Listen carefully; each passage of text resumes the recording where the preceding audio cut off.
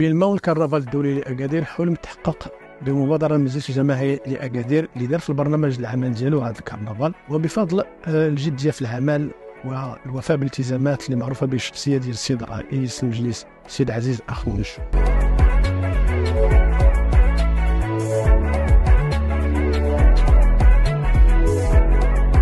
بداية الفعاليات كانت بقرية الكرنفال يوم الخميس 20 يوليوز 2023 اللي كان فيها ورشات لصناعة الأقنعة وأزياء بالمول لفائدة الأطفال والشباب. طيلة 3 أيام أزيد من 32 ألف زائر زاروا القرية واستمتعوا بموسيقى الفرق التراثية في أجواء عائلية رائعة.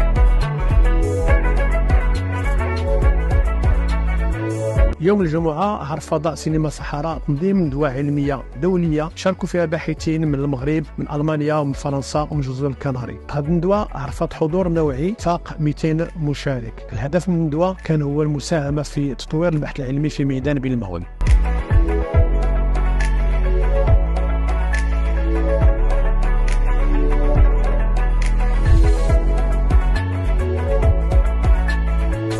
يوم السبت كان موعد مع تنظيم استعراض بالمول الكرنفال الدولي لأكادير اللي اختار شارع محمد الخامس. هذا الشارع رغم الكبر ديالو ضاقت الجنبات ديالو بأزيد من 85 ألف من الساكنة ديال أكادير الكبير اللي حضرت بكثافة لمتابعة الكرنفال. عائلات بكاملها، أمهات، أطفال، بنات حضروا لمتابعة الكرنفال والتفاعل مع أكثر من 1500 مشارك في إطار 31 جمعية.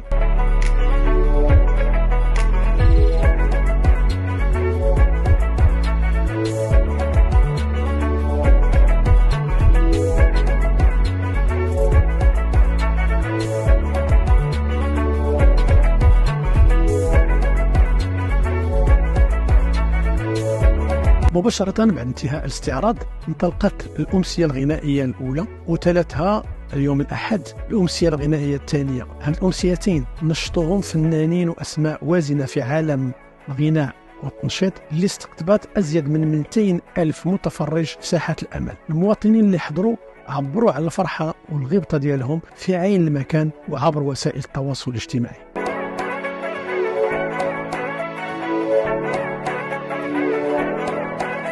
نجاح الدورة الأولى لبالمول الكرنفال الدولي لأكادير هو كذلك كان نتاج الاعتزاز الشعبي بالموروث الثقافي بالمول. هذا الاعتزاز غادي يضمن لهذه التظاهرة مزيد من التطور نحو العالمية باش تفتح الشباب المغربي آفاق للتعريف بالإبداعات ديالهم في مجال بالمول.